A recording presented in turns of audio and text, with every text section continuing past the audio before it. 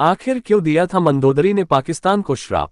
दर्शक बंधुओं, कल्पना कीजिए एक ऐसी स्त्री जो शक्ति की प्रतीक थी, संयम की मूर्ति थी और धर्म की रक्षक थी, जिसके मन में भले ही पीड़ा का सागर हो पर मुख पर धैर्य का तेज था, जिसने अपने पति की अधर्मी राहों का विरोध किया लेकिन साथ कभी नहीं छोड़ा, जिसने पुत्र के वध को भी प्रभु की इच्छा मानकर स्वीकार कर लिया।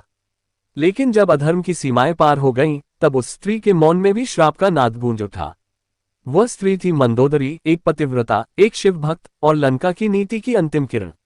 लेकिन जब वह किरण भी बुझ गई, जब लंका का धर्म पतन में डूब गया, जब उसका अपना पुत्र, उसका पति और उसका कुल रक्त की नदी में बह गया, तब उस स्त्री ने कुछ ऐसा कहा जो समय की रेत पर नहीं, भविष्य की दीवारों पर उकेर दिया गया।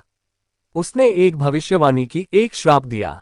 ऐसा श्राप जो केवल लंका तक सीमित नहीं था, वह श्राप उस भूमि के लिए था जो अपने ही धर्म, अपनी ही संस्कृति से विमुख होकर अधर्म की गोद में जा बैठेगी, जो अपनी जड़ों को काटकर पराय मानसिकता को अपनाएगी। दर्शक बंधुओं, आज हम इसी रहस्य को जानेंगे कि आखिर क्यों रामायण काल में भी मंदोदरी ने पाकिस्तान को श्राप दिया था। दर्शक बंधु, आपका समय नष्ट ना करते हुए इस कथा के माध्यम से इस रहस्य को समझते हैं। लेकिन आगे बढ़ने से पहले आपको ये बता दें कि रामायण में साफ साफ कहा गया है, चाहे वो कोई कथा हो या कोई सीख, अगर उसे बीच में छोड़ दिया जाए तो वह पाप की श्रेणी में आता है। इसीलिए मेरा समस्त भाइयों और बहनों से विनम्र निवेदन है कि कृपया इस कथा को अंत तक अवश्य सुने, और अगर आप एक सच्चे सनातनी हैं तो हमारे चैनल अध्यात्म स्टोरी सागर को सब्सक्राइब जरूर करें। साथ ही नीचे जय श्री राम लिखकर अपना आशीर्वाद और समर्थन देना ना भूलें। तो चलिए अब श्रीहरि की कृपा से कथा आरंभ करते हैं। पुराने समय की बात है। प्रभु की कृपा से एक गांव था, कमलापुर। उस गांव में जतन नाम का एक ग्वाला रहता था जो अत्यंत सरल और सच्चे मन का था। उसके पास केवल 2 गायें थीं और थोड़ी सी जमीन, जिनसे वह प्रभु का नाम लेकर अपना जीवन शांति से चलाता था। विवाह की उसे कोई चिंता नहीं थी, क्योंकि वह भोग में नहीं, सेवा में सुख मानता था। एक दिन गांव के एक वृद्ध सज्जन, जिन्हें सब हरिका कहकर बुलाते थे, उन्होंने स्नेहपूर्वक कहा, वत्स जतन, ऐसे मस्ती में जीवन कब तक चलाओगे? विवाह कर लो, गृहस्थ आश्रम भी तो प्रभु की ही सेवा है। जतन हाथ जोड़कर बोला, काका, मैं तो निर्धन हूँ, मेरे पास है ही क्या जो कोई कन्या मुझे जीवन साथी के रूप में स्वीकार करेगी? हरिका काका ने मुस्कुराकर कहा, वत्स, ये निर्धनता केवल मन की है। तू एक शौक या दरिद्र है जिससे इस अवस्था की आदत पड़ गई है। देखो हमारे गांव के कितने नवयुवक प्रतिदिन चंपापुर नगर जाकर दूध बेचते हैं और समय से लौट भी आते हैं। नगर केवल 2 कोस दूर है और वहां दूध का अच्छा मूल्य मिलता है। यहाँ तो लोग मुफ्त में मांगते हैं। यदि तुम नगर जाओगे तो थोड़े ही दिनों में तुम्हारी दशा सुधर जाएगी। काका आगे बोले, पुत्र, संसार में धन से ही चलन होता है। तुम्हारे पास धन होगा तो न केवल मित्र बनेंगे बल्कि विवाह के लिए भी प्रस्ताव आने लगेंगे, और यदि धन नहीं तो कुत्ता भी द्वार पर बैठना पसंद नहीं करेगा। निर्धन का साथ केवल मक्खियां देती हैं, मनुष्य नहीं। जितन ने काका की बातों को हृदय में उतार लिया। उसे स्मरण हो आया कि काका विलेज के कुछ लोगों को प्रिय नहीं थे, फिर भी वे सभी के कल्याण की सोचते थे। ना तो किसी की चुगली करते, ना ही व्यर्थ की हंसी उड़ाते। इसलिए वे अक्सर अकेले रहते। पर जितना जानता था कि वे सदैव सच बोलते हैं और इसीलिए वह उनकी बातों को सदा मानता है। कुछ दिन पहले भी काका ने उसे समझाया था, संध्या के समय गली में घूमना उचित नहीं। या तो घर में रहो या बाहर निकलो, पर गली से दूर रहो।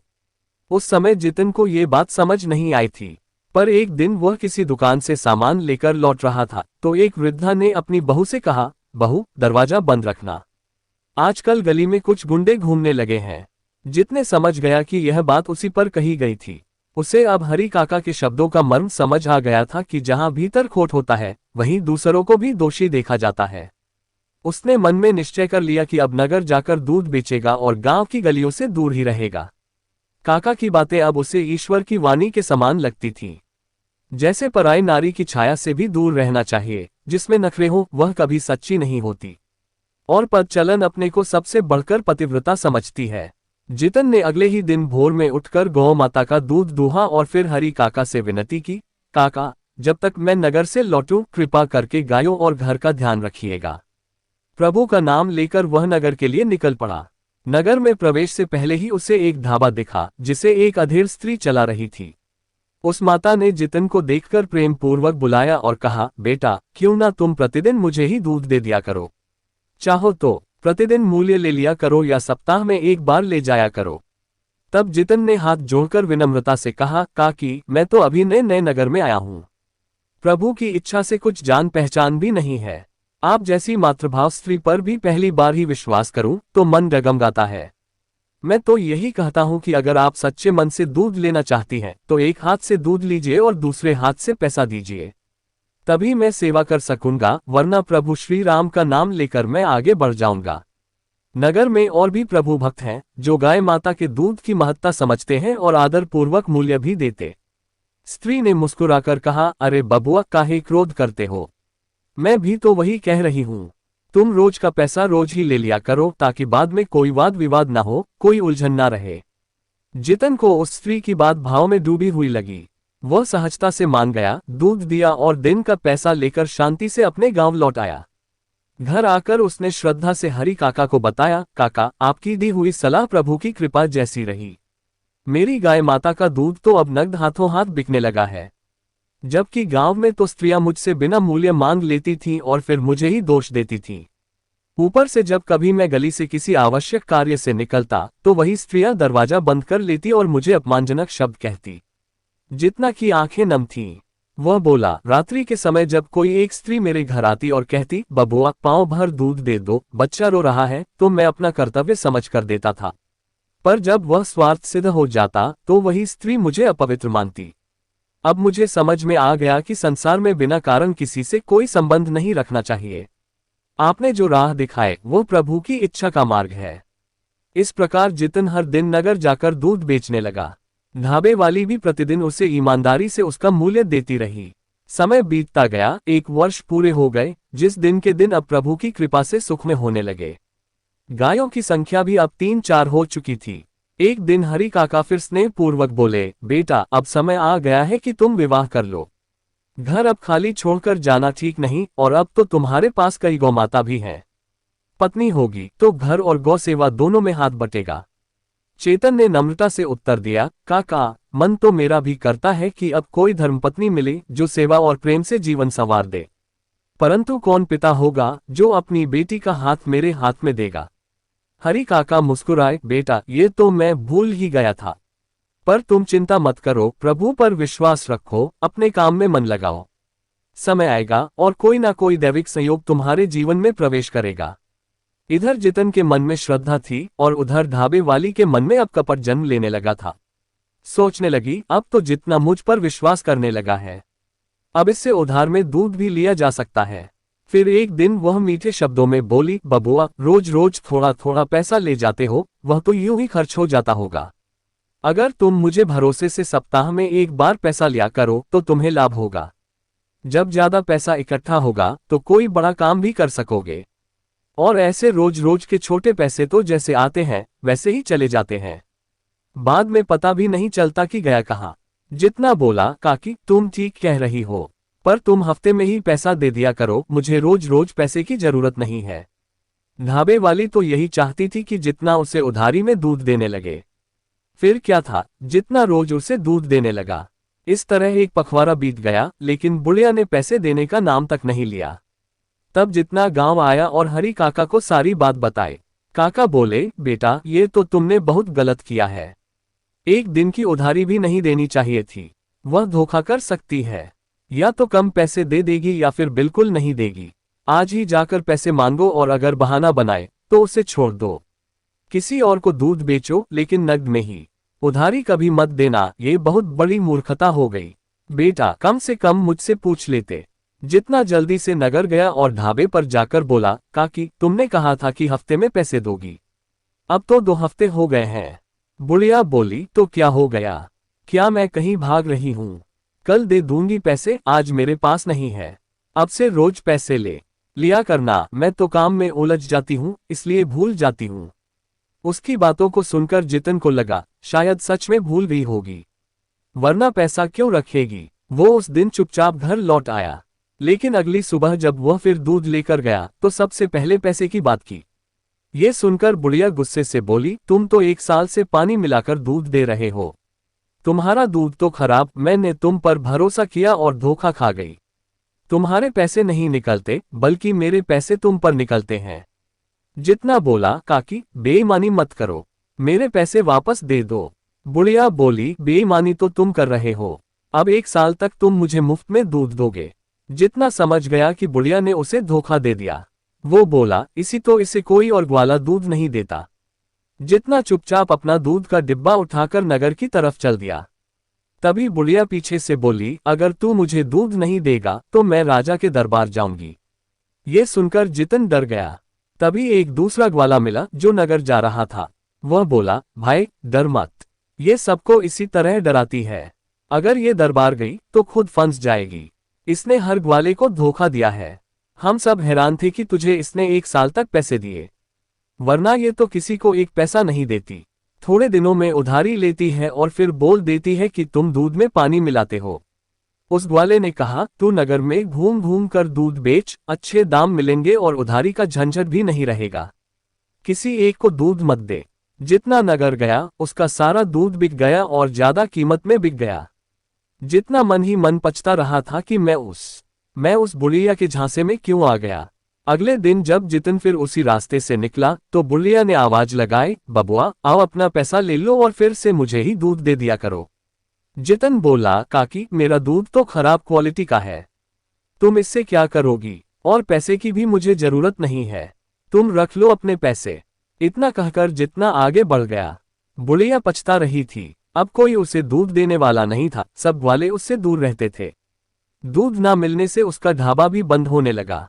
कोई चाय तक पीने नहीं आता था, खाने की तो बात ही दूर थी। बुढ़िया को समझ ही नहीं आ रहा था कि अब क्या करें, कैसे अपना ढाबा चलाएं। तभी जैसे प्रभु की कोई लीला हुई, उसकी बहन की बेटी वैशाली उसके पास चंपापुर नगर में रहने के लिए आ गई।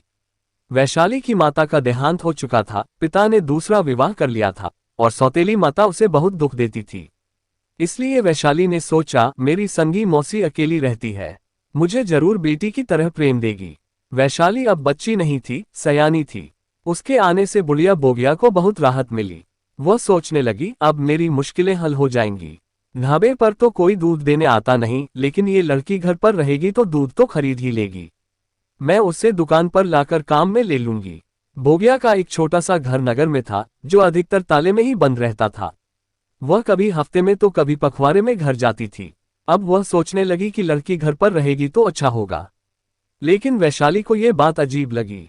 वह बोली, मौसी मैं रात को अकेले घर में नहीं रह सकती, तेरे साथ ही रहूंगी। मौसी बोली, नहीं बेटी तुम घर में ही रहो, ढाबे पर रात में कई तरह के लोग आते हैं, कभी कोई गलत सोच वाला कोई मनशाला देख लेगा तो मैं अकेली बूढ़ी औरत कैसे तुम्हारी रक्षा कर पाऊंगी। घर में तुम्हें कोई खतरा नहीं है, शाम को दरवाजा बंद कर लेना और फिर रात में चाहे कोई आवाज दे दरवाजा मत खोलना। मैं खुद भी बुलाऊं तो पहले झरोखे से देखना कहीं मेरे साथ कोई अजनबी तो नहीं। बहुत समझाने के बाद वैशाली अकेली रहने को तैयार हो गई। मौसी ने कहा, बेटी सुबह 10 बजे दूध खरीद लेना, मैं उसका पैसा देती हूँ। मैं ढाबे से तुम्हारे लिए खाना भी लेकर आऊंगी और साथ में दूध भी ले जाऊंगी। शाम को तुम खुद ढाबे से खाना ले आना और जो मैंने कहा है उसका पालन करना। दूसरे दिन सुबह वैशाली दूध खरीदने के लिए गली में किसी ग्वाले की आवाज का इंतजार करने लगी। दूध ले लो, दूध की आवाज लगाते हुए जितना वहां आ गया। उसे क्या पता था कि यह वही बुढ़िया है जिसने उसे धोखा दिया था, ये लड़की उसकी बहन की बेटी है। जितन ने विनम्र स्वर में पूछा, देवी जी क्या आपको भी दूध लेना है? वैशाली बोली, हाँ मुझे दूध चाहिए। जितन बोला, कितना दूं? वैशाली बोली, पूरा तौल दो। जितन आश्चर्य में उसका मुख देखने लगा, मन ही मन सोचने लगा, ये देवी इतनी दूध का क्या करेगी। फिर पूछ ही लिया, देवी जी ये तो बहुत सारा दूध है, इसका क्या करोगी? तब वह लड़की सरल भाव से बोली, मैं इस दूध की मिठाई बनाऊंगी। मेरी एक दुकान है नगर में जहां मेरा भाई मिठाइयां बेचता है। जितन ने कुछ नहीं कहा, प्रभु का नाम लिया और दूध तौल कर दे दिया।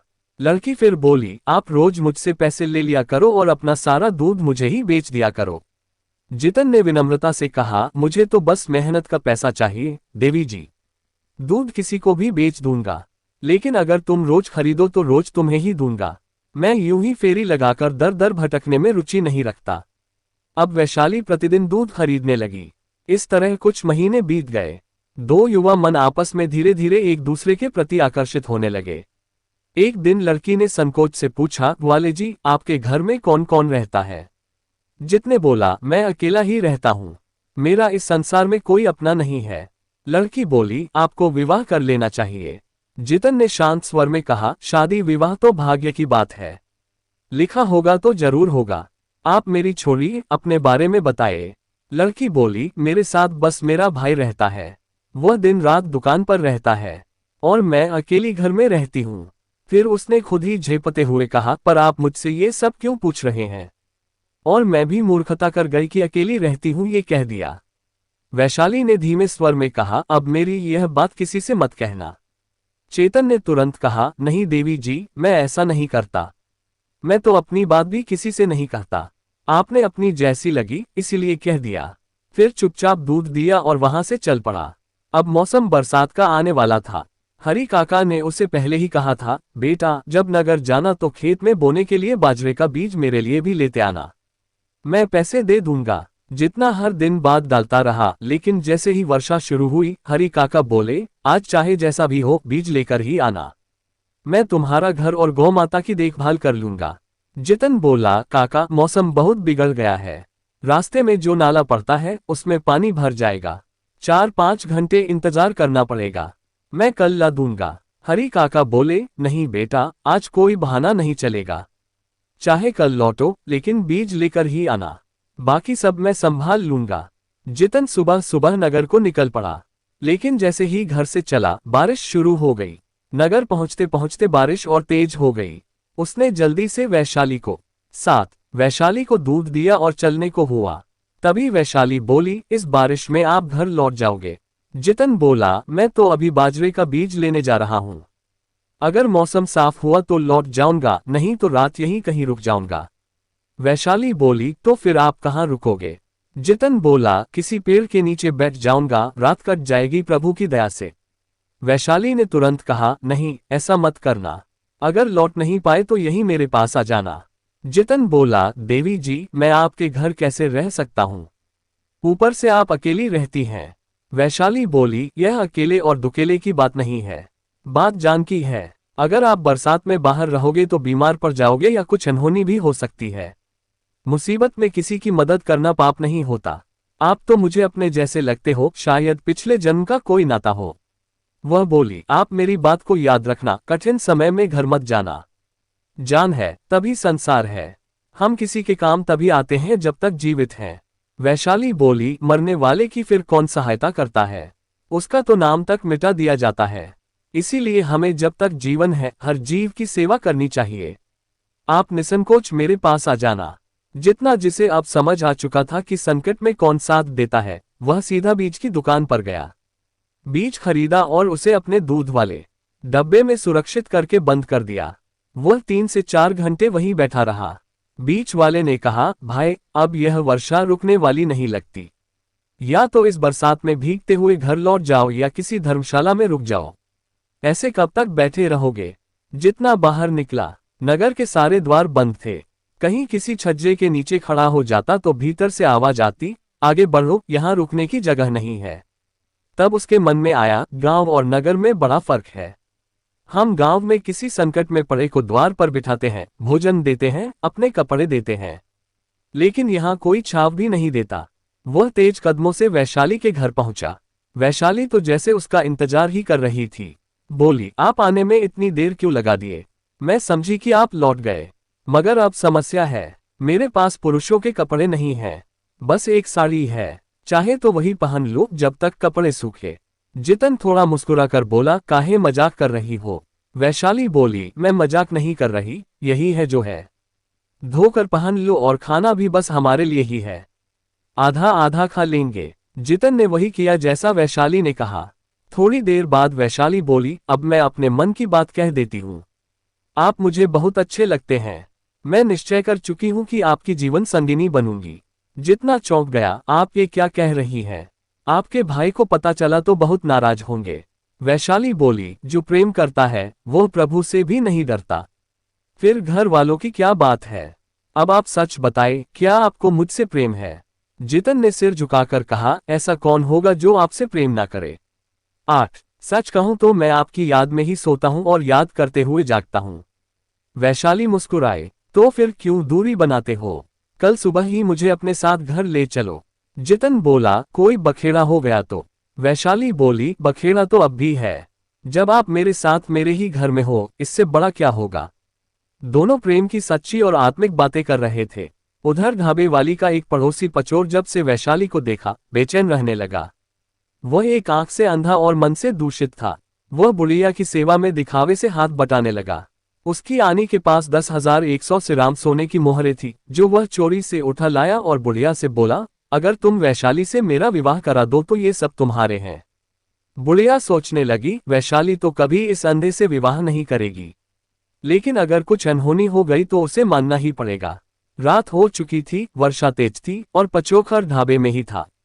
वह बोली, पचोखर, आज तुम्हारे लिए अच्छा अवसर है। इसी तरह घर की छत से आंगन में उतर जाओ और वैशाली को अपना बना लो। अगर उसका सतीत्व चला गया तो विवाह तुम्हारे साथ ही करना पड़ेगा, लेकिन पहले मोहरे मुझे दे दो। पचोखर ने झटपट मोहरे बुढ़िया को दे दी और वैशाली के घर की ओर चल पड़ा। जब मन पर बुरा भूत सवार हो जाए तो सही गलत की समझ नहीं रहती। पचोखर घर के ऊपर चढ़ा और आंगन में कूद पड़ा। उसे क्या पता था कि घर में पहले से कोई है। जैसे ही वह उतरा, वैशाली की नजर उस पर पड़ी। उसे लगा कोई चोर है। जितन ने भी देख लिया और पकड़कर मारना शुरू कर दिया। अरे चोर, इतनी हिम्मत की घर में घुस आया? पचोखर बोला, मैं चोर नहीं हूं। असली चोर तो तू है, जो मेरी होने वाली बीवी के साथ बैठा है। वैशाली बोली, जितन, इसे मत छोड़ो। ये बदमाश है। मैं इससे जानती भी नहीं।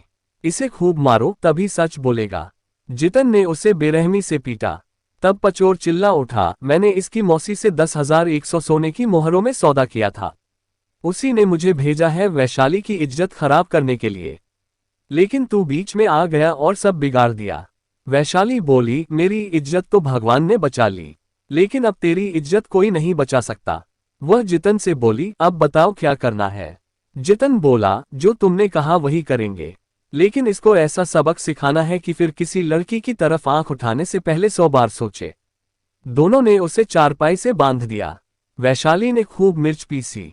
जितन ने मिर्च उसके पीछे रगड़ दी और आंख में भी डाल दी। पचोखर दर्द से चिल्लाने लगा, गिड़गिड़ाने लगा। जितन को थोड़ा तरस आया, पर वैशाली बोली, इस पर दया मत करो। सोचो, अगर आप घर में नहीं होते तो यह मेरा क्या हाल करता। फिर जितन ने उसका एक हाथ और एक पैर तोड़ दिया। दोनों ने भोर में घर में ताला लगाया और वहां से भाग निकले। रास्ते में वैशाली ने जितन से कहा, मेरा कोई भाई नहीं है और वह बुढ़िया मेरी मौसी है। आप अब उसकी सच्चाई देख चुके हो। उधर बुढ़िया सोच रही थी, चलो अब तो पैसे मिल गए। पचोखर भी वैशाली को पा ही गया। 9 होगा। वह भोर में घर पहुंची, लेकिन जब पचोखर की हालत देखी तो उसके होश उड़ गए। पचोखर बोला, साली बुढ़िया, तूने मुझे फंसा दिया। मेरा हाथ पैर तुड़वा दिए। जब तुझे पता था कि तेरी लड़की का ग्वाले से मेल है तो मुझे क्यों भेजा? अब मेरा पैसा वापस कर।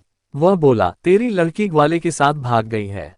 बुढ़िया बोली, मैं राजा से शिकायत करूंगी। पचोर बोला, तू कुछ नहीं कर सकती, उल्टा तुझे ही सजा होगी। तेरी लड़की खुदकुशी से गई है, किसी ने उसे मजबूर नहीं किया। इधर जितन वैशाली को लेकर गांव पहुंचा। हरी काका ने उन्हें देखकर बहुत खुशी जताई। जब जितन ने सब हाल बताया तो काका बोले, बेटा, तूने मर्द की तरह काम किया है, तुझ पर भगवान की कृपा है। उसी दिन हरी काका की मदद से जितन और वैशाली का विवाह हो गया। दोनों साथ रहने लगे। 2 साल बाद वैशाली ने जुड़वा बच्चों को जन्म दिया, रतन और गगन। समय बदल चुका था, बच्चे बड़े होने लगे थे। क्योंकि वैशाली के आने के बाद जितन ने नगर जाना छोड़ दिया था। अब उसे रोज काम में मेहनत करनी पड़ती थी ताकि घर का खर्च चले। पत्नी भी उसका पूरा साथ देती थी। दोनों ने मिलकर बहुत कष्ट उठाए और अपने बच्चों को बड़ा किया। बच्चों को हमेशा याद रहा कि माँ बाप ने कितनी तकलीफें झेली थीं, खुद भूखे रहकर भी उन्हें खिलाया और जितना हो सका उतना पढ़ाया। जब बच्चे बड़े हो गए तो वे गांव में छोटा मोटा काम करके गुजर बसर करने लगे। खेती भी नहीं थी और अब तो बस एक ही गाय बची थी। रतन जब भी गांव में किसी के यहाँ काम करता तो पहले ही मेहनताना तय कर लेता, लेकिन गगन का स्वभाव थोड़ा सरल था। उसे लोग बहला लेते और उसकी मेहनत का पैसा तक नहीं देते। जब रतन को ये सब पता चलता तो वह जाकर भाई के लिए झगड़ा करता और जबरन मेहनत का पैसा वसूल कर लाता। इन रोज रोज की कलह से तंग आकर रतन ने निश्चय किया कि अब वह गांव नहीं, शहर जाकर काम करेगा। अगली सुबह वह कनकपुर शहर के लिए निकल पड़ा। वहां उसे ज्यादा कठिनाई नहीं हुई, एक सेठ की गौशाला में गायों की सेवा का काम मिल गया। मगर वह सेठ साधारण नहीं था, नाम था चंदू सेठ। धोखेबाज, मिलावटखोर और ऐशप्रिय। नगर भर में राशन सप्लाई करता और राज दरबार तक उसका माल जाता था। उसने 4 विवाह कर रखे थे और पहली पत्नी से एक सुंदर पुत्री थी, जो अब सयानी हो गई थी। सेठ अपनी बेटी की मुस्कान तक का भी हिसाब लगाता था। हर हफ्ते नया नौकर रखता और उसे खाना बेटी ही परोसती। लड़की हंसमुख थी, लेकिन सेठ उसकी मुस्कान को मजदूरी में जोड़ देता। मजदूरों को 1 कौड़ी देता और कहता कि बेटी की मुस्कान और खाना 2 कौड़ी के भाव हैं। मजदूर उलझ जाते और रात में चुपचाप भाग जाते। ऐसे ही सैकड़ों को धोखा दे चुका था। अब बारी थी रतन की। उसे 30 कौड़ी महीना पर रखा गया। सेठ बहुत खुश था कि अब उसे आज्ञाकारी ग्वाला मिल गया है। बेटी से बोला, ग्वाले को अच्छा खाना देना और गौशाला को बाहर से ताला लगा देना ताकि भाग ना सके। सेठ की बेटी भी समझदार थी, 10 पर जवान थी। रतन भी सुंदर और भोला युवक था। पहले कुछ दिन सब सामान्य रहा, लेकिन अकेली गौशाला और दोनों के बीच उठते भाव धीरे धीरे प्रेम में बदल गए। अब सेठ की बेटी सेवा भाव में नहीं, स्नेह भाव में आने लगी। महीने भर में दोनों एक दूसरे के मन में बस चुके थे। उनके बीच अब प्रेम का वह संबंध बन गया था जो पतित जैसा होता है। प्रेम जब होता है तो वह जात, धर्म, रूप और धन नहीं देखता। रतन डरते हुए प्रेम करता, पर सेठ की बेटी तो उसे पूरी तरह हृदय से चाहने लगी थी। रतन को शहर आए हुए 1 महीना हो चुका था जब वह सेठ से हिसाब लेने गया। तो सेठ ने कागज पर लिखकर बताया कि 30 कौड़ी उसकी मजदूरी बनी और उसमें से बेटी की मुस्कान की कीमत 500 कौड़ी जोड़ी गई थी, जो रतन को चुकानी थी। रतन समझ गया कि वह सेठ के जाल में फंस गया है और यह सब चाल उसकी बेटी की मुस्कान से शुरू होती है। उसने सोचा कि ईश्वर की कृपा है जो उसने उन भावनाओं की कीमत नहीं जोड़ी जो दोनों के बीच बन गई थी, वरना कीमत हजारों में जाती। वह वहां से निकलने की योजना बनाने लगा। एक रात मौका देखकर वह चुपचाप भाग गया और सुबह गांव पहुंच गया। गगन और माता पिता को लगा कि रतन पैसे कमा कर आया है, लेकिन जब उसने सारी बात बताई तो गगन ने कहा, कोई बात नहीं भाई, जो हुआ भगवान की मर्जी से हुआ। अब गांव में जो मिलेगा वही करेंगे। दूसरे दिन वृद्ध काका ने रतन को उदास देखा। पूछने पर रतन ने कहा, बस थकावट है। लेकिन गगन समझ गया और बोला, क्या तुम्हें सेठ की बेटी से प्रेम हो गया है? रतन ने धीमे से कहा, हाँ भाई, और वह भी मुझसे उतना ही प्रेम करती है। वह तो मेरे बिना रह नहीं सकती। गगन बोला, तो फिर देर किस बात की, आज ही लौट जाओ। सेठ से कहो कि किसी जरूरी काम से कुछ दिन के लिए चले गए थे, और हर महीने जो हिसाब वाला कागज देता है वह मुझे देते रहना। मैं किसी बहाने से तुमसे मिलता रहूंगा, लेकिन ऐसे मिलना जैसे एक दूसरे को नहीं जानते। इस तरह रतन दोबारा सेठ के पास लौट गया। सेठ को कोई फर्क नहीं पड़ा, लेकिन उसकी बेटी तो जैसे जीकर भी मृत समान हो गई थी। रतन को देखकर वह बोली, तुमने मेरी सांसें ही रोक दी थी। अब जब भी जाना हो मुझसे कह कर जाना। मुझे पता है मेरे पिता तुम्हें पैसा नहीं देते, लेकिन अब जब भी जाओगे मैं तुम्हें खुद स्वर्ण मुद्रा दिया करूंगी, भरपूर मात्रा में। माता पिता को देने के लिए रतन बोला, मुझे माफ कर दो।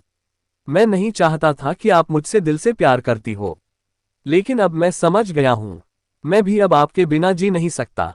सेठ की बेटी बोली, अब कोई उपाय बताओ जिससे हम हमेशा के लिए एक हो जाएं। रतन बोला, मैं तो कुछ नहीं कर सकता, लेकिन मेरा भाई गगन जरूर करेगा। अब हमारी चिंता वह कर रहा है।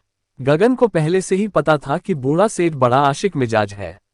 उसकी 4 बीवियां थीं, एक बूढ़ी हो चुकी थी, 11 बाकी 3 अभी जवान थीं। सेठ को अब ताकत की जरूरत थी। कोई दवा चाहिए थी जो उसे शक्ति दे।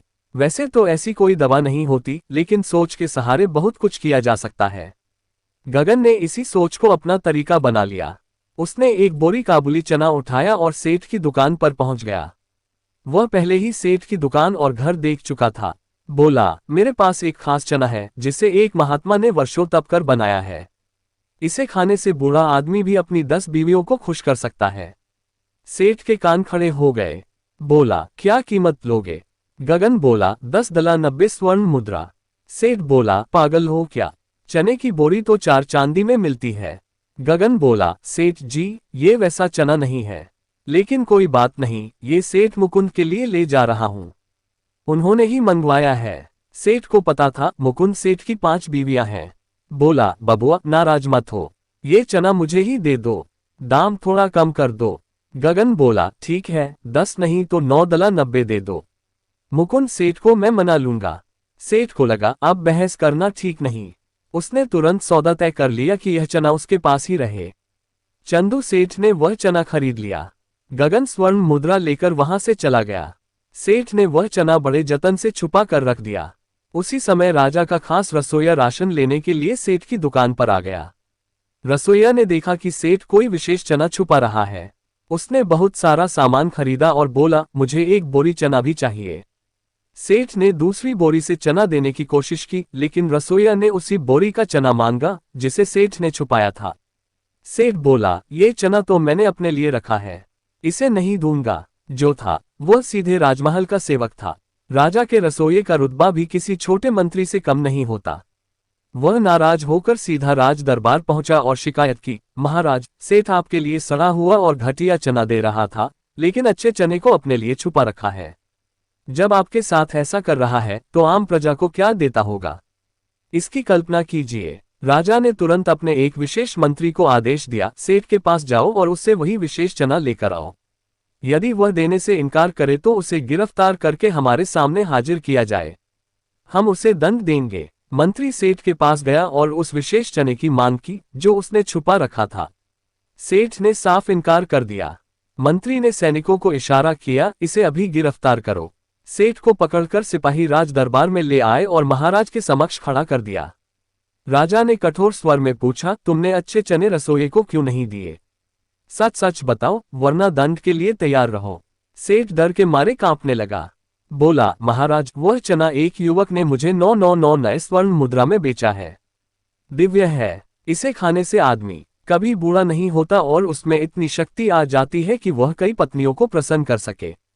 महाराज, मेरे पास 4 पत्नियां हैं, जिनमें से 3 अभी युवा हैं। वे मुझसे संतुष्ट नहीं रहती, इसलिए मैं वह चना आपके लिए नहीं देना चाहता था। 12 राजा के दरबार में कई ज्ञानी और आयुर्वेद के जानकार विद्वान बैठे थे। उनमें से एक उठकर बोला, महाराज, आज तक कोई ऐसी औषधि नहीं बनी जो वृद्धावस्था को रोक सके या बूढ़े शरीर में नवयुवक का जोश भर सके। लगता है कि सेठ जो दूसरों को धोखा देता था, अब स्वयं धोखा खा गया है। राजा ने सिर हिलाते हुए कहा, बिल्कुल ऐसा ही प्रतीत हो रहा है। उस युवक को पकड़ो जिसने ये ठगी की है। सेठ के बताए रंग रूप और पहचान के आधार पर राज दरबार के गुप्तचर गगन को ढूंढ लाए और उसे राजा के सामने प्रस्तुत किया। सेठ पहले से दरबार में मौजूद था। राजा ने गगन से पूछा, युवक, तुमने सेठ को क्यों ठगा? सत्य बताओ। गगन हाथ जोड़कर बोला, महाराज, यदि आप सारी सच्चाई जानना चाहते हैं तो कृपया सेठ के घर में रह रहे ग्वाले और उसकी कन्या को भी दरबार में बुलवाए, तब मैं सब कुछ प्रकट कर दूंगा। राजा ने तुरंत उन दोनों को बुलाने का आदेश दिया। जब दोनों दरबार में आए तब गगन ने राजा के सामने सेठ का हिसाब वाला वह कागज रख दिया और हाथ जोड़कर कहा, महाराज, ये जोगवाला है, यह मेरा बड़ा भाई है, और यह सेठ की कन्या है जो अब मेरी भाभी अर्थात मेरे भाई की पत्नी है। इतना सुनते ही सेठ क्रोध में भर गया, लेकिन राजा ने हाथ उठाकर उसे शांत करते हुए कहा, सेठ, शांत हो जाओ, पहले इस नवयुवक की पूरी बात ध्यान से सुनो। तब गगन हाथ जोड़कर बोला, महाराज, मैं पूरे प्रमाणों के साथ आया हूं। मैंने आपको जो 2 कागज दिए हैं वह मेरे भाई और सेठ के पहले महीने के काम का हिसाब है। मेरा भाई रतन 30 कौड़ी महीना पर सेठ की गौशाला में रखा गया था, पर जब महीने का हिसाब मांगने की बारी आई तो सेठ ने उसे जो सूची दी उसमें 500 स्वर्ण मुद्राएं उसकी बेटी की मुस्कान की कीमत लिखी थी। गगन ने आगे कहा, सेठ अपनी बेटी को जानबूझकर सुबह और शाम रतन के पास गौशाला में भेजता था और बेटी रतन से मुस्कुराकर बात करती थी जिससे रतन का मन जीत सके। और वही हुआ भी। रतन और उसकी बेटी ने गौ माता को साक्षी मान विवाह कर लिया है। अब तो बात यहां तक पहुंच गई है कि सेठ की बेटी रतन के पुत्र की जननी बनने वाली है। पहले महीने का हिसाब सेठ ले सकता है, परंतु अब जब वह रतन की धर्मपत्नी बन चुकी है तब उसकी मुस्कान पर हक रतन का है, सेठ का नहीं। यदि मेरी बातों में कुछ भी झूठ लगे तो आप स्वयं सेठ की बेटी से पूछ सकते हैं। राजा ने लड़की की ओर देखा। लड़की ने सिर झुकाकर कहा, जो मेरे देवर ने कहा सब सत्य है। पिताजी की ही गलती थी, उन्होंने ही मुझे ग्वाले के पास भेजा और मुस्कुराने को कहा, मैंने वही किया। अब कब मन में प्रेम हो गया, कब विवाह हो गया, कब पिता के सपनों का महल गिर पड़ा, मुझे खुद नहीं पता।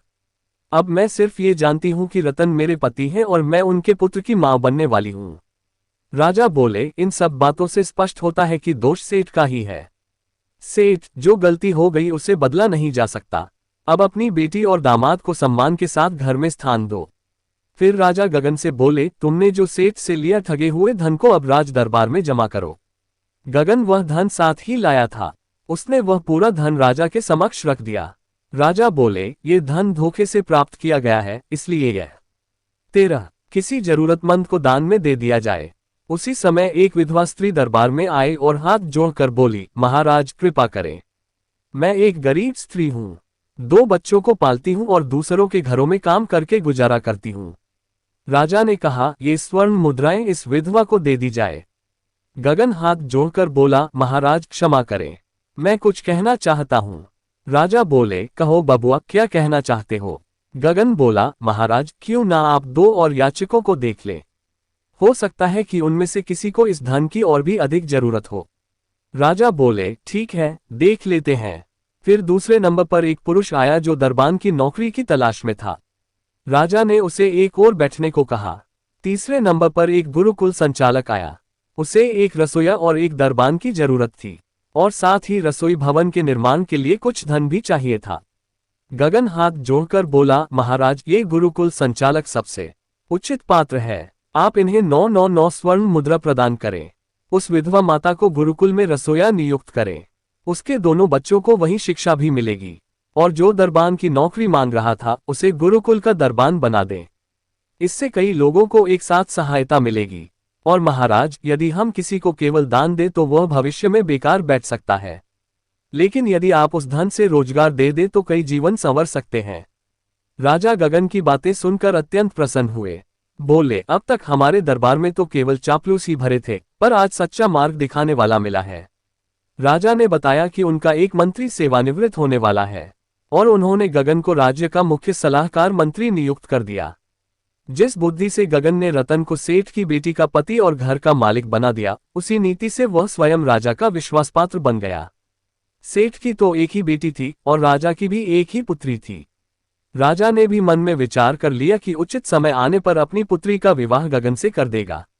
जब रतन और गगन के माता पिता को ये समाचार मिला कि रतन अब सेठ का दामाद बन गया है और गगन खुद राजा का प्रिय बन गया है, तो उनकी आंखों से आनंद के आंसू बहने लगे। दर्शक बंधु, इस कथा के माध्यम से हम महाभारत के धृतराष्ट्र द्वारा दी गई उन 3 सीख को समझ सकते हैं जो उसने अपने पुत्रों की मृत्यु पर उसने समस्त संसार को बताया था, जिसे अगर कोई मनुष्य अपने जीवन में अपना लेगा तो कभी अपने पुत्रों से दुखी नहीं रहेगा। दर्शक बंधु, आपका समय नष्ट न करते हुए जानते हैं उन तीनों सीख को। प्राचीन समय की इस कथा में जिन पात्रों और घटनाओं का वर्णन हुआ है वे केवल मनोरंजन की वस्तु नहीं बल्कि जीवन के गहरे संदेशों का भंडार है। चाहे वह धूर्त सेठ हो, सीधा साधा हक वाला रतन हो या फिर बुद्धिमान और नीति में पारंगत गगन, इन सब के माध्यम से जीवन के 3 गहरे मूल्य प्रकट होते हैं। यह मूल्य न केवल व्यक्तिगत जीवन को दिशा देते हैं बल्कि समाज और शासन तक को धर्म के मार्ग पर चलने का संकेत देते हैं। रतन की कहानी में सेठ ने जिस तरह अपनी बेटी की मुस्कान तक का मूल्य लगाकर एक ईमानदार ग्वाले को फंसाने की कोशिश की, वह महाभारत की उस त्रासदी की याद दिलाती है जिसमें धृतराष्ट्र अपने अंधेपन के कारण पूरे वंश का विनाश देखता है। धृतराष्ट्र केवल नेत्रों से ही अंधे नहीं थे, वे मोह, पद के अभिमान और अपने कर्तव्यों की उपेक्षा में भी अंधे थे। जिस तरह सेठ ने अपने स्वार्थ के लिए रतन को गुलाम बनाने की योजना बनाई, उसी तरह धृतराष्ट्र ने दुर्योधन की हर अनुचित इच्छा का समर्थन करके धर्मात्मा पांडवों के साथ अन्याय किया। वे जानते थे कि दुर्योधन गलत है।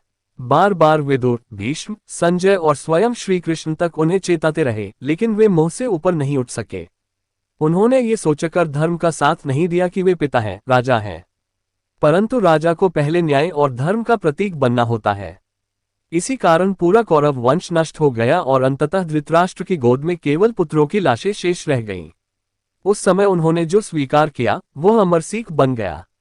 मैंने देखा था पर स्वीकार नहीं किया, मैंने सुना था पर रोका नहीं, मैंने समझा था पर चुप रहा, और इसी चुप्पी ने मेरे कुल को विनाश की ओर धकेल दिया। जो बात धृतराष्ट्र ने अंत में स्वीकार की उसे गगन ने समय रहते समझ लिया। गगन जानता था कि उसका सीधा साधा भाई रतन सेठ की चाल में फंस जाएगा। इसलिए उसने पहले ही चेतना दिखाए, योजना बनाए और अन्याय के विरुद्ध आवाज उठाए। अगर गगन भी धृतराष्ट्र की तरह चुप रहता तो शायद रतन जीवन भर एक छल का शिकार होकर गुलामी में बंधा रहता। लेकिन उसने मोह से ऊपर उठकर विवेक से निर्णय लिया। और यही पहली शिक्षा है, मोह से ऊपर उठकर विवेक से निर्णय लेना ही जीवन को विनाश से बचाता है। दूसरी शिक्षा यह मिलती है 14 कि जब सत्ता या अधिकार किसी ऐसे व्यक्ति के हाथ में होता है जो अपने स्वार्थ के लिए सत्य को दबा देता है, तो पूरे समाज का पतन निश्चित हो जाता है। रतन अकेला नहीं था। सेठ की दुकान पर ना जाने कितने ग्वाले ठगे गए थे, पर कोई बोल नहीं पाया। जैसे धृतराष्ट्र के राज्य में द्रौपदी का चीरहरण हुआ, पांडवों को वनवास मिला, धर्म बार बार अपमानित हुआ और उन्होंने सत्ता का इस्तेमाल न्याय की रक्षा की बजाय अपने पुत्र के बचाव में किया। रतन की तरह अगर हर पीड़ित को गगन जैसा विवेकी और साहसी भाई मिल जाए तो कोई भी सेठ, कोई भी दुर्योधन अधिक देर तक अत्याचार नहीं कर सकता।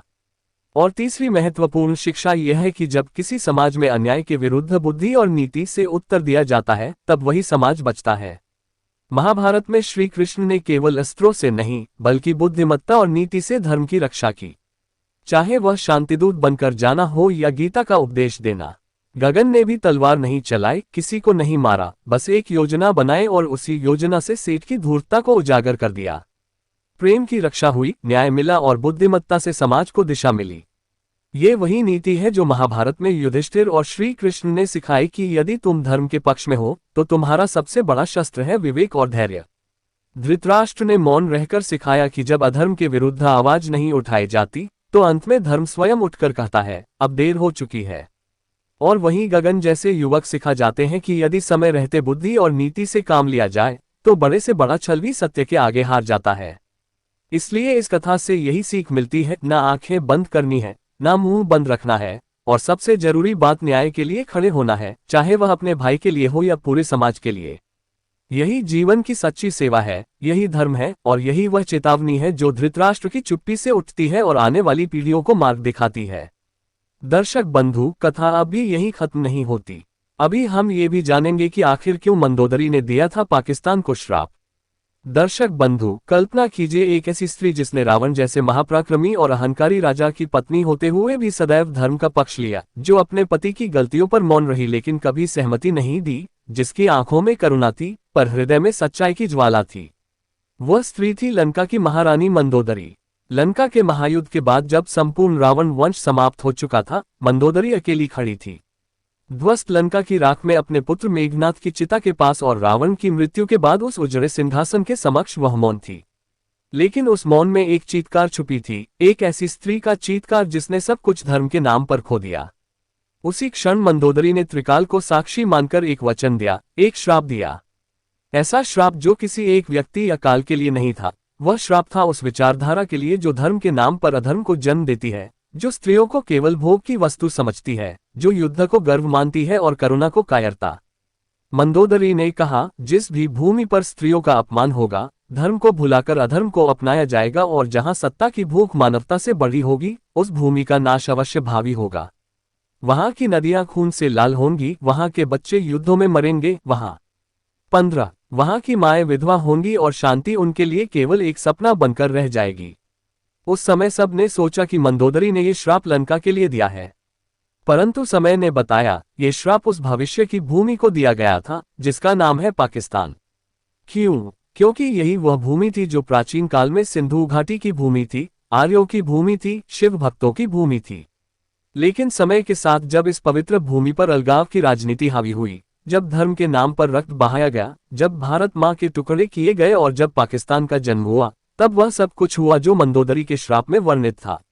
भारत विभाजन के समय लाखों स्त्रियों के साथ अत्याचार हुए, बहनों को उठाकर ले जाया गया, मंदिरों को तोड़ा गया, गुरु ग्रंथ साहिब की बेइज्जती की गई, हिंदू और सिखों के बच्चे रेलगाड़ियों में मारे गए, और उन चीखों ने मंदोदरी के उस श्राप को जीवित कर दिया। पाकिस्तान बना परंतु एकता नहीं रही। वहां शांति नहीं आई, वहां सत्ता आई लेकिन स्थायित्व नहीं आया। वहां युद्ध हुए, तख्तापलट हुए, आतंकी पैदा हुए और पूरे विश्व में एक आतंक की छवि बन गई। और यही है मंदोदरी का श्राप जो आज भी पाकिस्तान को चैन नहीं लेने देता। हर 10 साल में वहां आग भड़कती है, कभी अपनों के बीच, कभी पड़ोसियों के साथ। आर्थिक संकट, आतंकवाद, महिला शोषण, अल्पसंख्यकों पर अत्याचार, सेना की सत्ता, ये सब उसी श्राप का परिणाम है। मंदोदरी का श्राप केवल शब्द नहीं था, वह चेतावनी थी। चेतावनी उस मानसिकता के लिए जो धर्म को तोड़ने का प्रयास करती है, जो शक्ति के नशे में स्त्रियों के सम्मान को भूल जाती है और जो अपने ही इतिहास से मुंह मोड़ लेती है। क्योंकि रावण की सबसे बड़ी हार राम से नहीं हुई, उसकी सबसे बड़ी हार मंदोदरी की नज़र में हुई थी। और पाकिस्तान की सबसे बड़ी समस्या उसके पड़ोसी नहीं, मंदोदरी के श्राप का परिणाम है, जो आज भी हर कोने में महसूस होता है। इसलिए अगर किसी राष्ट्र को आगे बढ़ना है तो पहले उसे स्त्री का सम्मान करना होगा, धर्म की मर्यादा को अपनाना होगा और अधर्म से दूरी बनानी होगी। वरना मंदोदरी का श्राप सिर्फ पाकिस्तान के लिए नहीं, किसी भी ऐसे राष्ट्र के लिए है जो धर्म को छोड़कर अधर्म की राह अपनाएगा। और अंत में यही कहना चाहूंगा, अगर आपको ये कथा भावुक लगी हो, सत्य की गहराई तक पहुंची हो, तो इस वीडियो को जरूर लाइक करें, कमेंट करें और सब्सक्राइब करें आध्यात्म स्टोरी सागर चैनल को, जहां हम आपके लिए लाते हैं ऐसे ही ऐतिहासिक और आध्यात्मिक सत्य जो सदियों से छिपे हुए थे। धन्यवाद।